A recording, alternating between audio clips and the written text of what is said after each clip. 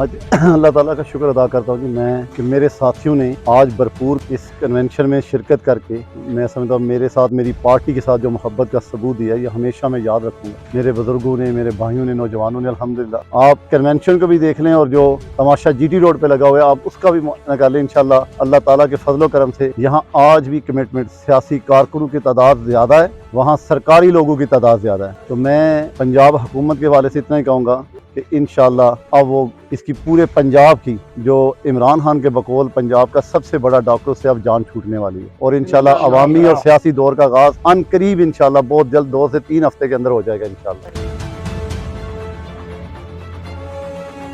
Election अपनी date पे होगा जी इंशाल्लाह। ये पूरे मैं अपने वसूख से कहता हूँ इलेक्शन अपनी ये असम्बली मुद्दत पूरी करके इलेक्शन होगा। PTI के तो आप जवाब ही नहीं दे सकते, वो तो इल्जामात की जमात, उनका तो काम ही ये है कि हर वक्त बोलते रहना, जो मुंह में आता है बोलते रहे। कोई भी प्राइम मिनिस्टर जब बनता है ये प्राइम मिनिस्टर का आईनी हक है कि जो समरी पाक फौज भिजवाएगी डिफेंस मिनिस्ट्री, प्राइम मिनिस्टर में से चूज करना है कि इन 5 या 6 जो सीनियर 6 लोग हैं इनमें से मैंने किसको चीफ ऑफ आर्मी स्टाफ लगाना है। तो ये हमेशा पूरी प्रैक्टिस रही है जब से पाकिस्तान बना है कि वजीर आजम अपना इख्तियार यूज करता है। तो मेरे भी यकीन है कि जिसकी सीनियरिटी होगी, जो अपना इदारा और प्राइम मिनिस्टर चाहेगा कि ये बंदा पाक फौज के अगले 3 साल उसे बेहतर चला सकता है, तो वही चीफ ऑफ आर्मी स्टाफ होगा।